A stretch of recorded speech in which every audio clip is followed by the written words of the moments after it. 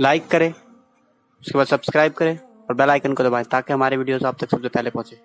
आका करीम सल्लल्लाहु अलैहि वसल्लम ने जब नबूवत का ऐलान किया और फिर आप जानते हैं कि हिजरत करके हुजूर अकरम सल्लल्लाहु अलैहि वसल्लम मदीने मुनव्वरा तशरीफ़ ले गए, तो बनु मुस्तलक जो कबीला था, इनके ताल्लुकात, चूँकि जद्दा के करीब होता है, इनके ताल्लुकात मक्के वालों से बड़े मजबूत थे। तो मक्के वालों से मजबूत होने की वजह से मक्के के काफिरों ने, कुरैश ने क्या किया, वो बनु मुस्तलक को जो वो वरगलाया और उनको आमादा किया कि तुम लोग मदीने मुनव्वरा पर हमला करो और मदीने मुनव्वरा पे हमला करके छोटी सी बस्ती का खात्मा कर दो। अब हुआ ये कि बनु मुस्तलक ने जब उनको चढ़ा दिया इन्होंने, मक्के के मुनकिरों ने और मुनकिरीन इस्लाम ने, तो फिर ये हुआ कि ये लोग तैयारी करने लगे मदीने मुनव्वरा पे हमला करने की,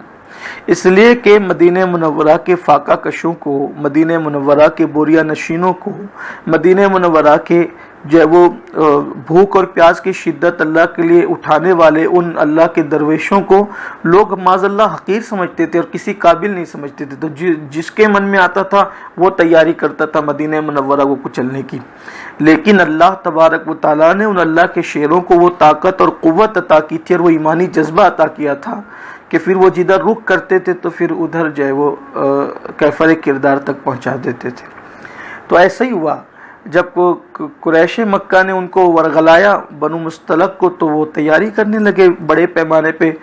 जो है वो मदीने मुनव्वरा पे हमला करने की। आका करीम सल्लल्लाहु अलैहि वसल्लम को जब इसकी इत्तला मिली तो सरकार अबदकरार सल्लल्लाहु अलैहि वसल्लम ने एक बेहतरीन मुदब्बिर की हैसियत से और एक दूर अंदेश कौम के कायद की हैसियत से अल्लाह के हबीब अलैहिस्सलाम ने ये फैसला किया कि जो चिंगारी शोले जवाल बनना चाहती है तो उस चिंगारी को ही पहले बुझा दिया जाए। तो इससे पहले कि जो है वो बनु मुस्तलक मदीने मुनव्वरा पे आकर हमला करें और ये हमारे लिए दर्द सर बने, तो आका करीम सल्लल्लाहु अलैहि वसल्लम ने इरादा ये फरमाया कि हम खुद ही वहाँ चले जाएं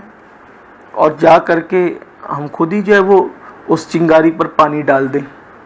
बल्कि बल्फाज दिगर हम उसको ये भी कह सकते हैं कि भाई आप आने की जहमत क्यों करते हैं, हम आपके लिए आसानी पैदा कर देते। अगर आपको हमें तकलीफ़ है हमसे तो देख लेना, हमें जो करना हो कर लें, इतना लंबा सफ़र आपने क्यों करना है। अगर आप उसको इश्क की और ज़ौक़ की नज़र से देखें तो ये भी है कि चलें आपके लिए आसानी पैदा कर देते, हम खुद ही आ जाते।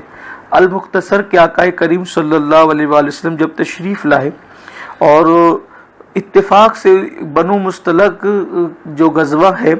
उसकी खुसूसियत ये भी है क्योंकि बद्र में मुनाफिकीन नहीं आए, उहद में भी मुनाफिकीन नहीं आए, लेकिन बद्र और उहद में जो मुसलमानों को अल्लाह ताला ने जो वो बुलंदी दी और फतह नुसरत दी, तो बाद में मुस्तलक में फिर वो लालच में, गनीमत की लालच में चले आए। हालांकि बद्र में निकले थे लेकिन आधे रास्ते से भाग गए, ओहद में भी निकले थे वहाँ से भी आधे रास्ते से भाग गए, ये किया, लेकिन यहाँ ये बराबर आए। और जब ये आए हैं तो हुजूर अकरम सल्लल्लाहु अलैहि वसल्लम और सहाबा की अल्लाह तबारक व तआला ने मदद फरमाई, और जब मदद फरमाई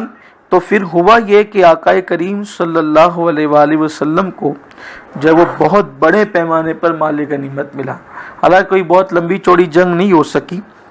सिर्फ 10 आदमी मारे गए और 600 लोगों को गिरफ्तार कर लिया गया, गुलाम और कनीज उनको बना लिया गया। 2000 ऊँट, 5000 भेड़े बकरियां हाथ आई और फिर उन सब को ले करके जब मदीने मुनव्वरा की तरफ सहाबा कूच करने लगे तो हुआ ये कि जो 600 अफराद गिरफ्तार हुए थे उस जंग के अंदर, उस गज़वे के अंदर, तो उन्हीं में जवेरिया नाम की हज़रत हारिस जो उस कबीले के बनु मुस्तलक के सरदार थे, हारिस बिन ज़रार, उनकी बेटी भी जो है वो उसमें इत्तेफाक से कैदियों में आ गई। और जब वो कैदी तकसीम होने लगे, जाहिर सी बात है आका करीम सल्लल्लाहु अलैहि वसल्लम गज़वा के बाद जब माल गनीमत हाथ आता तो उसको तकसीम फरमा दिया करते थे। तो जब तकसीम हुई तो उस तकसीम के अंदर हज़रत जवेरिया साबित इब्न कैस रदी अल्लाह ताला अन के हिस्से में आई, और जब वो उनके हिस्से में आई तो जनाब जवेरिया ने साबित बिन कैस से कहा कि साबित कि मैं बनु मुस्तलक के सरदार हारिस बिन ज़रार की बेटी हूँ और हम लोग ग़ुलाम ख़ानदान के लोग नहीं हैं, लेकिन चूँकि हमारे कबीले के लोग बाजी हार गए हैं और मैं कनीज़ बना ली गई हूँ, तो एक काम करें कि मुझे ये बताएं कि आप मुझे कितनी रकम पर छोड़ सकते हो और आज़ाद कर सकते हो। मैं ये चाहती हूँ कि मैं कनीज़ी की और कैदी की ज़िंदगी नहीं गुजारूँगी, बल्कि मैं ये चाहती हूँ कि मुझे आज़ादी चाहिए। बड़े बाप की बेटी हूँ, मालदार घराने की हूँ, तुम जितनी रकम कहोगे मैं उतनी रकम दे करके जो है वो आपसे आज़ादी चाहती हूँ। तो हज़रत साबित इब्न कैस रदी अल्लाह ताला ने जो रकम उनको बताई वो 9 उकिया जो है वो सोना उन्होंने बताया। उस दौर का है, लेकिन अगर उसको आज के दौर के हिसाब से अगर काउंट किया जाए तो 30 तोला सोना होता है। 30 तोला सोना मैं समझता हूँ कि उस दौर के हिसाब से बड़ी कीमत थी ये, और आज के दौर के हिसाब से भी कुछ कम कीमत नहीं है। तो 30 तोला सोना अगर आप मुझे दे देंगी तो मैं आपको आज़ाद कर दूंगा, छोड़ दूंगा आपको। तो हज़रत जवेरिया ने कहा कि भाई इतना सोना तो फ़िलहाल मेरे पास नहीं है, क्योंकि मैं तो अब कैदी हूँ, मेरे पास तो इस वक्त इतना नहीं, हालांकि मैं दे सकती हूँ, बड़े बाप की औलाद हूँ, अपने बाप से लेके दे सकती हूँ, लेकिन मुसाफिरत है और मैं नहीं दे सकती। तो जवेरिया ने जब वो सफ़र के दरमियान हुजूर अकरम सल्लल्लाहु अलैहि वसल्लम को देखा था, चूँकि मालदार घराने की थी, ज़हीन भी थी और तबीयत में इंसान को पहचानने की परख थी। तो जवेरिया रदी अल्लाह ताला अन्हा ने हुजूर अलैहिस्सलाम को देखा तो कहा अच्छा साबित रुको, मैं इंतज़ाम करती हूँ। और ये कहकर हुजूर के पास आई और आका के पास आकर कहती है कि आपका जो साथी है जिसके हिस्से में मैं आई हूँ, मैं सरदार की बेटी हूँ, मैं कनीज़ रहकर ज़िंदगी गुजारना मुझे मेरी गैरत को पसंद नहीं है। अगर ये मुझसे, यानी अब आज के हिसाब से बता रहा हूँ, 30 तोला सोना मांगते हैं, अगर आप इंतज़ाम कर दें या मेरी मदद कर दें तो मैं आज़ाद हो जाऊँ। आका करीम सल्लल्लाहु अलैहि वसल्लम की भी ये शान है कि हुजूर अलैहिस्सलाम अफराद को पहचानते थे। जाहिर सी बात है, जिसकी निगाहों से ज़ात खुदा न छुपती हो तो उसकी ज़ात से कौन छुप सकता था और उसकी निगाहों से कौन छुप सकता था। ये अज़्म था ना। देखिए, आज़ादी फ़िक्र, हुर्रियत फ़िक्र, बेबाकी और इंसान की ज़हानत और इंसान की फ़िक्र, उसका तदब्बुर एक चीज़ है कि जिस इंसान के अंदर फ़िक्र ज़िंदा होगी वो इंसान कभी ग़ुलामी की ज़िंदगी नहीं गुजार सकता। अब ग़ुलामी 2 तरह की है, एक है जिस्मी ग़ुलामी और एक है फ़िक्री ग़ुलामी। जिस्मी ग़ुलामी उतनी नुकसानदेह नहीं होती जितनी फ़िक्री ग़ुलामी नुकसानदेह, इसलिए कि जिस्मी ग़ुलामी अगर हो तो इंसान फिर आज़ाद हो जाता है अगर फ़िक्री ग़ुलामी हो, लेकिन अगर फ़िक्री ग़ुलामी ना हो तो आदमी आज़ाद हो जाता है। लेकिन अगर फ़िक्री ग़ुलामी हो तो फिर इंसान की नस्ल उसमें चली जाती है। जैसे आज पूरी दुनिया मगरिब की ग़ुलाम है, पूरी दुनिया इल्ला माशाल्लाह मगरिब की ग़ुलाम है, फ़रंग की ग़ुलाम है, फ़रंगियों की ग़ुलाम है, यूरोप की ग़ुलाम है फ़िक्री तौर पर। आप देखें कि हम मशरिकी लोग जो चीज़ खाते हैं, यूरोप वाले उन चीज़ों को हक़ारत की नज़र से देखते हैं, लेकिन यूरोप वाले जिस चीज़ को खाते हैं अगर वो नुकसान दे हम उसको ललचाई हुई नज़र से देखते हैं। ये फ़िक्री ग़ुलामी। हम पूरा लिबास पहनते हैं, अहले मगरिब उसका मजाक उड़ाते हैं, मगरिब नंगा होता है तो भी हम उनको लालच की नज़र से देखते हैं। ये फ़िक्री ग़ुलामी है। तो फ़िक्री ग़ुलामी भी अच्छी नहीं है और जिस्मी ग़ुलामी भी अच्छी नहीं है। जिसकी फ़िक्र आला होगी, जिसकी सोच, वो कोई ग़ुलामी पसंद नहीं करेगा, बल्कि जिनकी सोच आला होती है वो किसी की जो वो नकल करना पसंद नहीं करते। और अल्हम्दुलिल्लाह हमें तो खुदा ने वो आइडियल दिया है, हमें किसी की नकल की ज़रूरत भी नहीं है। अल्लाह ताला ने हमें तो हुजूर जैसा आइडियल अता फरमाया है। तो बहरहाल गुफ्तगू तवील ना हो, मैं शॉर्ट करना चाहता हूँ ताकि वक्त पे दर्स ख़त्म हो जाए। तो जनाब जवेरिया की गुफ्तगू सुन कर के आका अलैहिस्सलाम को लगा कि इसकी सोच अच्छी है, फ़िक्र अच्छी है, आला ख्यालात है, सोच आला है, ख्याल आला है, फ़िक्र आला है, तदब्बुर है। और ये कहती है कि मैं सरदार की बेटी हूँ, ग़ुलामी मुझे पसंद नहीं है, कि आप मेरी मदद करेंगे कि मैं अपने लिए आज़ादी करूँ। آزادی کا انتظام کروں؟ تو حضور علیہ السلام نے، کریم آقا نے مسکرا کر فرمایا، جویریہ جو تم چاہتی ہو میں اس سے بہتر بات تمہیں بتاتا ہوں، اگر تم پسند کرو تو اس سے بہتر بات تمہیں بتاتا ہوں۔ تو جناب جویریہ نے کہا کہ کیا بتاتے ہیں آپ؟ تو فرمایا جتنی رقم یہ 9 اقیہ سونا یہ مانگتے ہیں تو اتنا اقیہ سونا میں ان کو دے دیتا ہوں، اور میں اتنا سونا دے کر تمہیں آزاد کر دیتا ہوں، اور آزاد کرنے کے بعد اگر تم چاہو تو تمہارے ساتھ نکاح کر لیتا ہوں۔ تو حضرت جویریہ رضی اللہ تعالیٰ عنہ نے بہت خوشی کے ساتھ اس کو قبول کر لیا کہ اگر ایسی بات ہے تو میں اس کے لیے راضی ہوں، میں تیار ہوں اس کے لیے۔ حضور علیہ السلام نے ثابت بن قیس کو، یہ بھی میرے آقا کی شان ہے، جس کریم آقا نے اپنے کرم سے ثابت کو وہ کنیز کی شکل میں اس خاتون کو دیا تھا، اب خود جو ہے وہ نکاح میں لینے کی بات ہے تو یہ نہیں کریں کہ تم آزاد کر دو۔ حالانکہ اگر اشارہ ابرو ہو جاتا تو حضرت ثابت اپنے آپ کو بھی حضور علیہ السلام کی غلامی میں دے چکے تھے تو رہا کیا تھا، لیکن سب کچھ قربان کرنے کے لیے تیار تھے، لیکن اپنی ذات کے لیے ایسا نہیں کیا، اتنی رقم ان کو ادا کی اور حضرت جویریہ کو آزاد کیا، اور آزاد کرنے کے بعد پھر ان سے نکاح فرمایا۔ اب جب یہ نکاح ہو گیا تو صحابہ کا عشق رسول دیکھیں،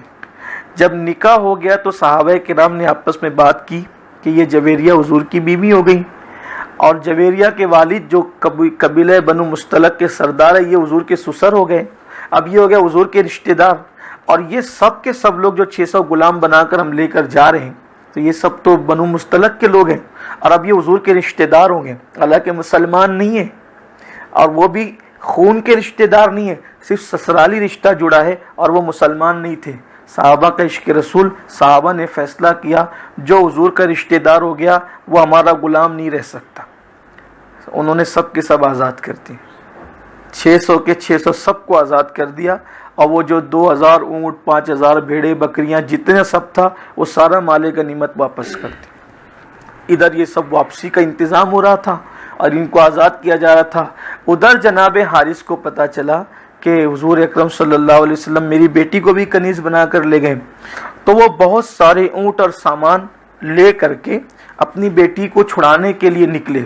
ملاقات حضور اکرم صلی اللہ علیہ وسلم سے ہونے والی تھی، اس سے پہلے انہوں نے کیا کیے، ان اونٹوں میں سے 2 بہت خوبصورت اپنے پسند کے اونٹ چھپا دیے، کہا کہ بقیہ سب دے دوں گا لیکن یہ بہت اچھے ان کو چھپا دیتا ہوں اور اپنی بیٹی کو چھڑا لوں گا۔ آنے کے بعد کہا کہ دیکھیے آپ کریم ہیں اور ہماری بیٹی کنیز بن کر آپ کے یہاں آ گئی ہے، قیدی بن کر چھڑانے کے لیے آئے ہیں، یہ سارے اونٹ آپ لے لیجئے اور یہ سارا سامان لے لیجئے، میری بیٹی کو آپ آزاد کر دیجئے۔ حضور نے مسکرا کے کہا اتنا ہی ہے سامان؟ ہاں بس اتنا ہی، اس سے زیادہ نہیں ہے۔ وہ کہا کہ وہ جو پہاڑوں میں 2 اونٹ خوبصورت چھپا کر آئے ہیں وہ بھی تو اس میں کم ہے، وہ بھی اس میں لا کے ملاؤ۔ بس گردن جھک گئی اور انہوں نے کہا کہ یہ بات کوئی نبی کے سوا نہیں کہہ سکتا، یہ بات میرے سوا تو کسی کو پتہ ہی نہیں تھی، متاثر ہو گئے تھے۔ پھر اس کے بعد قبیلے والوں نے یہ بتایا کہ آپ کی بیٹی کے ساتھ تو حضور نکاح کر چکے، اور پھر مسلمانوں کا اخلاق یہ کہ جب حضور نے نکاح کیا تو ہم کو آزاد کر دیا، اور ہمارے اونٹ اور ہمارے جانور بھی جو غنیمت میں آتے سب ہم کو حوالے کر دیا۔ یہ سب دیکھ کر کے جناب حارث مسلمان ہوئے، اور حارث مسلمان ہوئے تو پورا قبیلہ مسلمان ہوا۔ ام المومنین حضرت عائشہ صدیقہ فرماتی ہیں اتنا بابرکت نکاح میں نے کوئی نہیں دیکھا تھا کہ جویریہ کے نکاح کی برکت سے اللہ نے پورے قبیلے کو ایمان کی دولت عطا فرمائی۔ یعنی کہ یہ بھی حضور اکرم صلی اللہ علیہ وسلم کی حکمت تھی جو حضور علیہ السلام نے کثرت سے نکاح کیے نا، کیونکہ دیکھیے حضور علیہ السلام جو تشریف لائے تھے دنیا میں، مقصد تھا هو الذی ارسل رسولہ بالہدی ودین الحق لیظہرہ علی الدین کلہ۔ حضور غلبہ دین کے لیے آئے تھے، تو غلبہ دین کبھی واعظ سے کیا، کبھی نصیحت سے کیا، کبھی پتھر کھا کے دعا دے کر کیا، کبھی غزوات میں شرکت کر کے، اور غلبہ دین جو ہے وہ حضور کے نکاح کی برکت سے بھی نصیب ہوا۔ حضرت جویریہ رضی اللہ تعالیٰ عنہ کا نکاح اس پر بالکل اظہر من الشمس ہے، بالکل روز روشن کی طرح ہے کہ پورے قبیلے کو ایک نکاح کی برکت سے ایمان کی دولت نصیب ہوئی، اور پھر سب نے جو ہے وہ اسلام قبول کیا۔ حضرت جویریہ رضی اللہ تعالیٰ عنہ کے باب میں یہ بھی آتا ہے کہ جب ان کے والد نے حضور سے کہا نا کہ میری بیٹی کو آپ میرے حوالے کر دیں اور سب سامان لے لیں. تو سرکار نے وہ سامان تو ٹھیک ہے لیکن جویریہ سے آپ پوچھ لیں, اگر وہ جانا چاہیں تو بالکل جا سکتی ہے. تو جویریہ کے والد نے کیا کہا پتہ ہے؟ حضرت جویریہ کے والد کہتے ہیں مجھے اس کو تنہائی میں ملا دیں آپ. حضور نے اکیلے میں ان کو تخلیہ دے دیا اور پھر انہوں نے خوب سمجھایا بیٹی دیکھو ہم یہ ہے وہ ہے ایسا ہے ویسا ہے. اور پھر اس کے بعد جب آئے تو سرکار علیہ السلام نے پوچھا جویریہ بتاؤ اپنے والد کے ساتھ جانا چاہتی ہو تو چلے جاؤ اور اگر یہاں رہنا چاہتی ہو تو یہاں رہو. حضرت جویریہ کے جملے یہ تھے میں اللہ اس کے رسول کو اختیار کرتی ہوں. اس سے یہ اگر کسی کے ذہن میں شیطانی وسوسہ ہے کہ حضور علیہ السلام نے جب وہ قیدی بنا کر جب صحابہ لے جا رہے تھے تو جویریہ کو پیشکش کی تھی کہ آپ نکاح کر لیں, تو ممکن ہو معاذ اللہ مجبور ہو کر ہاں کر دیا ہو, تو لیکن معاذ اللہ استغفر اللہ اگر کسی کے ذہن و دماغ میں یہ خبط ہے تو اب چونکہ باپ موجود ہے, اتنا سارا سامان لے کر کے باپ موجود ہے اور حضور ابھی نکاح کو جو وہ 1 مہینہ 1 ہفتہ بھی نہیں گزرا ہے, ابھی نکاح ہی ہوا ہے. اس نے حضرت جویریہ نے حضور اکرم صلی اللہ علیہ وسلم کو زیادہ دیکھا بھی نہیں ہے, زیادہ ان کے ساتھ زندگی کے لمحات گزرے بھی نہیں ہیں, لیکن چند صحبت کی گھڑیوں میں حضور علیہ السلام نے کیا پیار دیا تھا, کیا محبت دی تھی, کیا اخلاق دیا تھا کہ جویریہ اپنے باپ کو کہتی ہے کہ میں آپ کے ساتھ نہیں آنا چاہتی, میں تو اللہ رسول کو اختیار کرتی ہوں. اس کا مطلب وہ نکاح مجبوراً نہیں تھا, وہ نکاح